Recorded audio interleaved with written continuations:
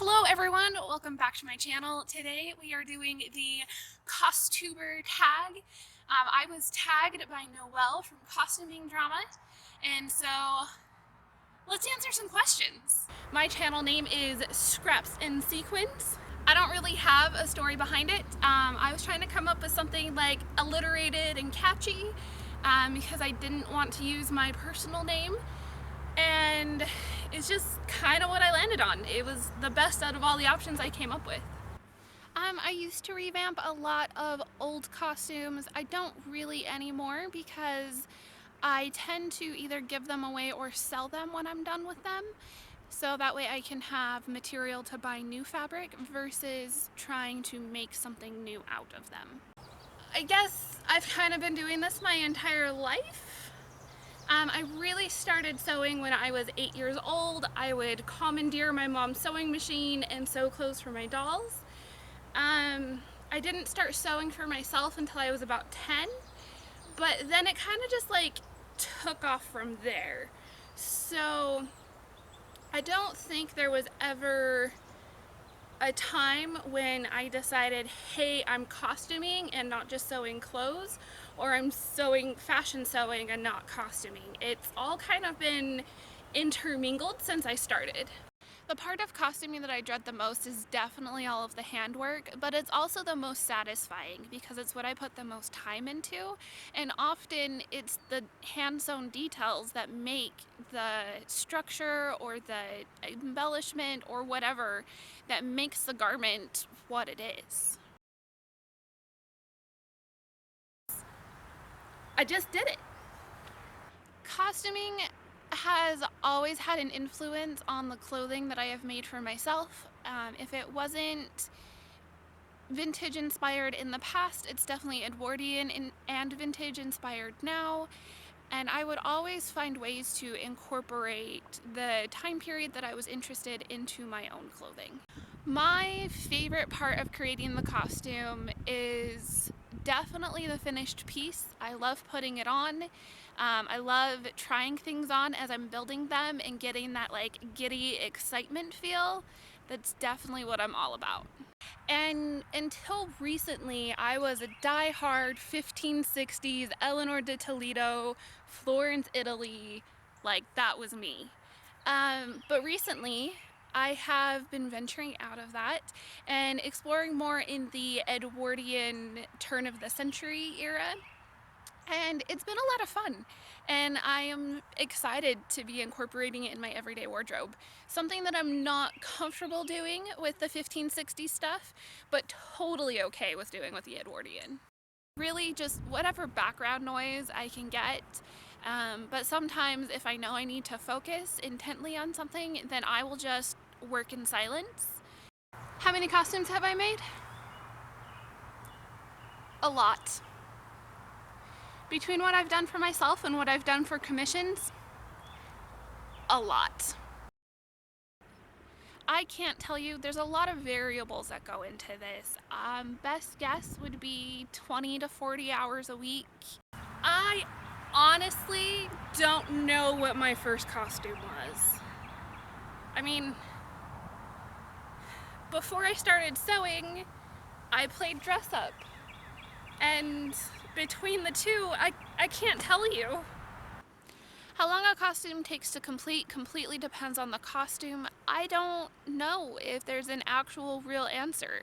I also don't track how long it takes me to make a lot of things. I just give it my best guess.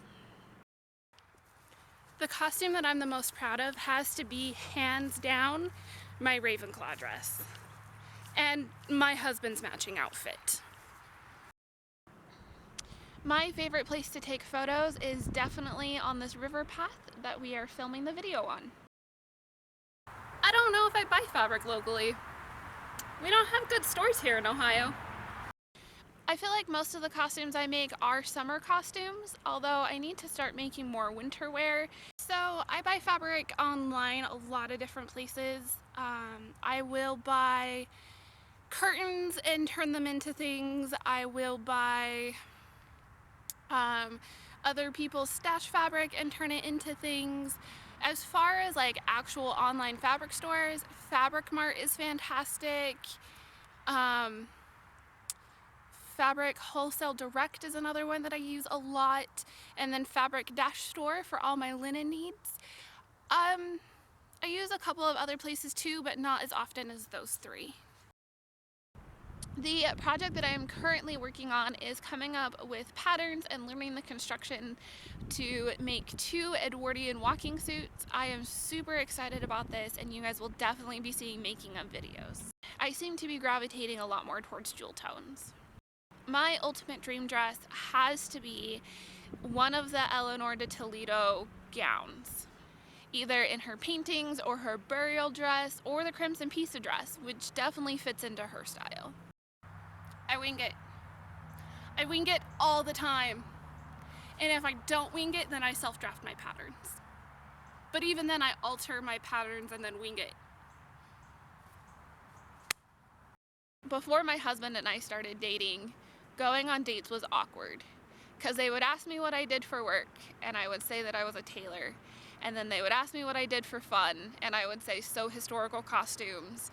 And then they would look at me funny for giving them the same answer. So no, I don't really have any other hobbies. I just sew all day. My most used pattern has to be my block blouse pattern, which I use to make all of the shirts I'm wearing in the video. So I used to be the person that would never hand sew, and now it's machine sewing unless I have to hand sew. I do admit though, I am getting a taste for hand sewing, so all of the above, whatever's required.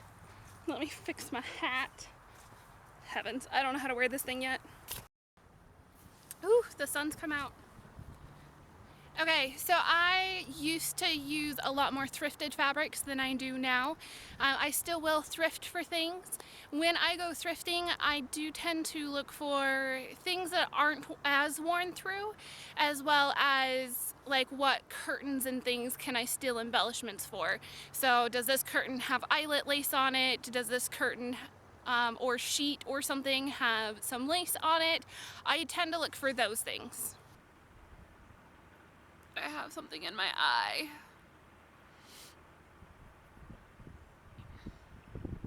Well, there goes all the makeup I put on. My favorite thing about CosTube is definitely the community. I have never felt more validated in my work than I have since starting my YouTube channel and really engaging with other CosTubers. So I'm only going to tag one person, and that is going to be Kacy Creates. She is a great friend of mine, and I hope you guys go check out her channel.